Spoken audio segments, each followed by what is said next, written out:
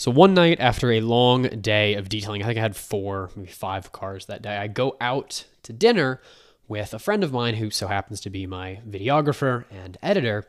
And after dinner, we stop and get coffee. It was like 11 o'clock at night. We got a coffee and we got a smoothie at Dutch Brothers. And we're sitting in the car just listening to music while we're enjoying our drinks. And I decided to go and play the top 50 hits on Spotify in the US. And I was completely shocked at what I heard. Absolutely disgusted, because I don't listen to popular music that often. There's a couple modern pop artists that I sometimes will listen to a few songs, but I was listening to it and I looked over at Jack and I said, dude, if I was a teenage girl listening to this music right now, there's no way I'd be happy. Of course I'd be depressed.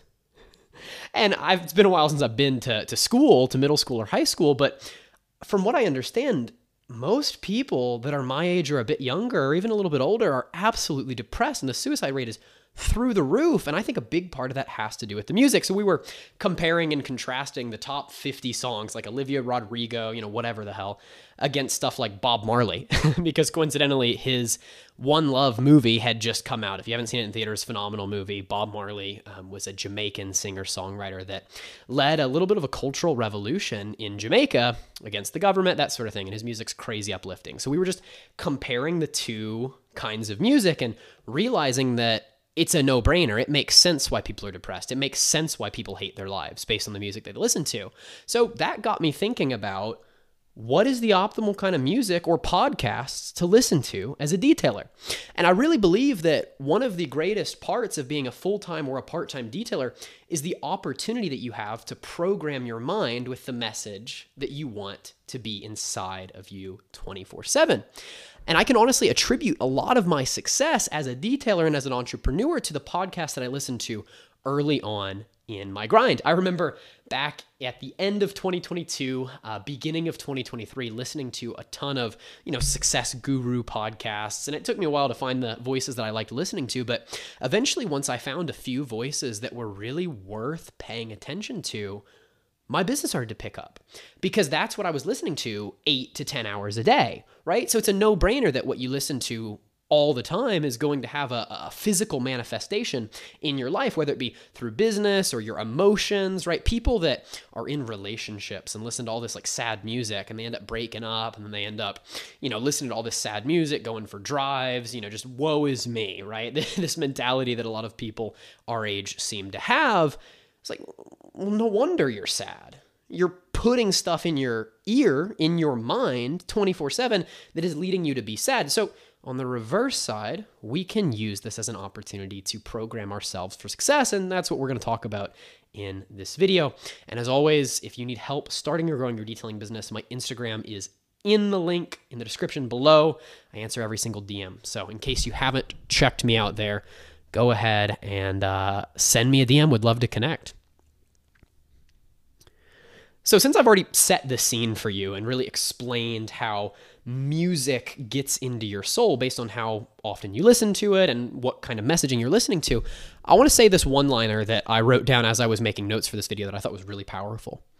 Music is messaging, and messaging becomes your identity. Right? I've never been one that's in favor of sitting in front of the mirror every morning and having like a list of affirmations, right? I've always thought that was goofy. But the principle behind it, the reason why people do it is because they understand that the things that they expose themselves to become their identity. They begin to internalize those things. So while it's goofy to have affirmations in the mirror, we can think through that what we put into our subconscious mind and our conscious mind through the lyrics that we ingest, through the kinds of podcasts and shows that we digest, we can understand that that's going to have a real world impact on us. And there was a video as I was doing some research for making this video that I watched by a self-improvement YouTuber named Hamza. And he's one of the only self-improvement YouTubers that I listen to. I think a lot of self-improvement stuff kind of goes off the rails into a bunch of just weird, messaging and that sort of thing. But I'll link his video below as well. But he's got a 20-minute video explaining the degeneracy of modern music. And watching that video really reminded me of the songs that I listened to on that top 50 playlist on Spotify.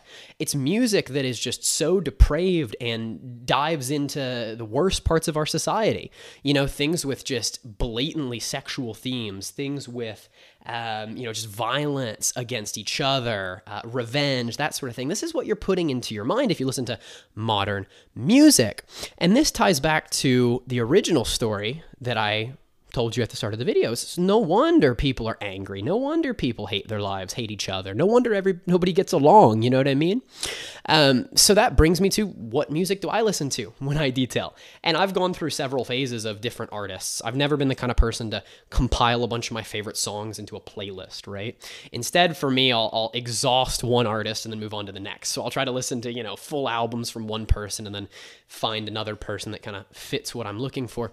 And I've gone through really everything. And when I started detailing, a lot of it was podcasts because I had slower days. I might have had 2, maybe 3 details a day at most. And that gave me enough time to kind of chill out. I wasn't trying to rush and get in an extra car at the end of the day. I had plenty of time in between my jobs for buffer in case something took longer. So I would gravitate toward podcasts.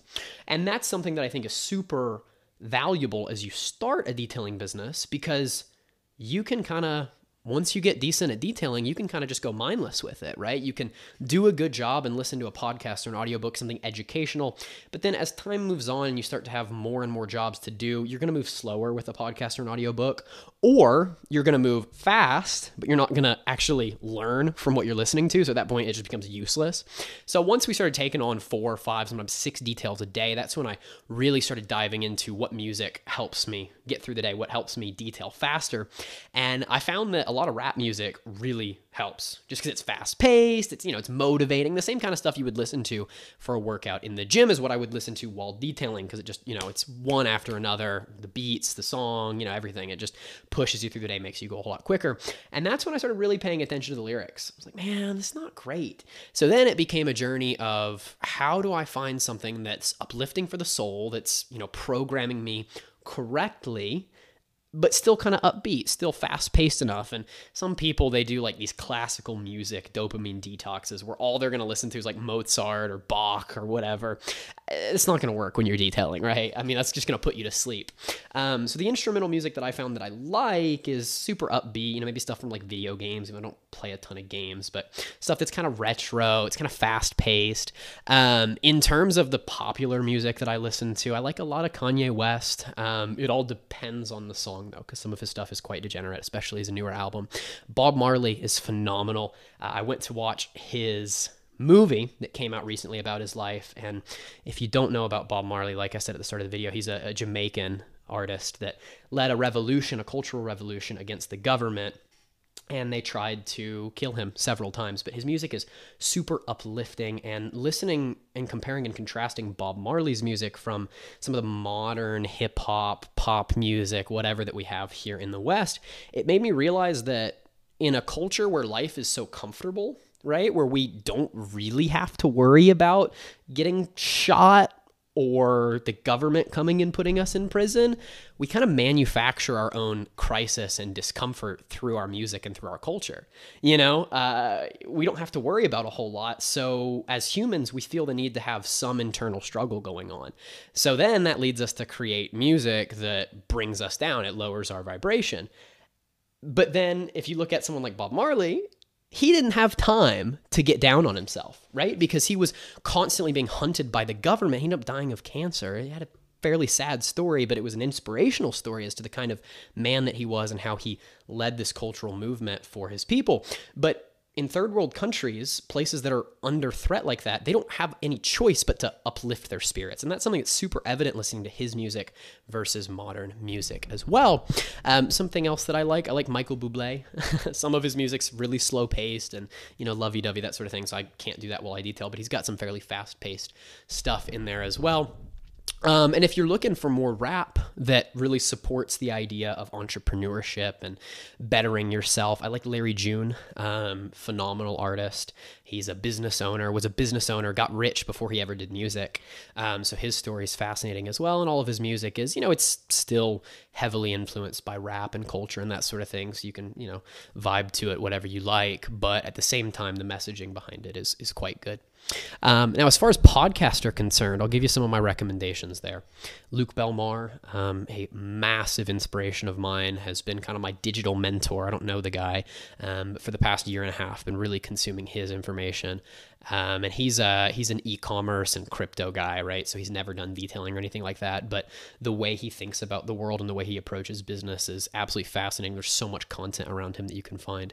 If you're looking for self-improvement, a couple things I'd recommend. First Man, it's a smaller channel, but the guy that runs that channel, Chris, is phenomenal. Actually, he was in my DMs a couple days ago. He opened up a pretty awesome project lately. His business is doing quite well. Hamza, the guy that I mentioned earlier in the video that did a full deep dive into the degeneracy of modern music, who I have a video linked of his in the description below. He's got some amazing self-improvement content.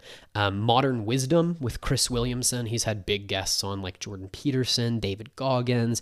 It's motivational stuff, but also business content, that sort of thing. And coincidentally enough, Chris Williamson lives here in Austin, which is where I live. And one of my employees, well, former employees, but friend of mine, good friend of mine, ran into him at Gold's Gym like 2 months ago here in Austin, Texas, which is great.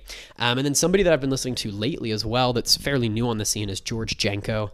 I like his stuff a lot. And then sometimes if I'm researching something random, I remember there was a period of time where I was listening to this like old British guy give lectures about financial planning and managing your money and cash flow and that sort of thing. He was a guy with like, a few hundred on YouTube, but just some old British guy that had good information, right? So it's a great opportunity, detailing all day, to sit down and do some of your research audibly, right?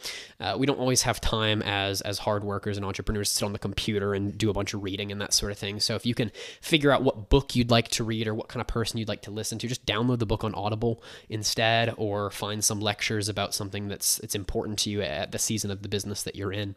But yeah, I mean, this turned into a bit of a weird one. It was kind of random, but I'd been thinking about it quite a bit. So hopefully this made you a little bit more aware and conscious of what you're listening to. And hopefully you understand where I'm going with this video. Hopefully you understand what I'm getting at, which is that your music, or what you feed into your mind, is messaging, and that messaging becomes your identity. So as time progresses, if you listen to, drill rap that's all about, killing and murdering and that sort of thing, I'm not saying you're going to end up in prison or end up a killer in a year, but in a year's time, you're going to be more angry than you would be if you hadn't listened to that. So that's something to take into account. So think through what kind of person you want to become and curate your environment in such a way where it pushes you in that direction, right?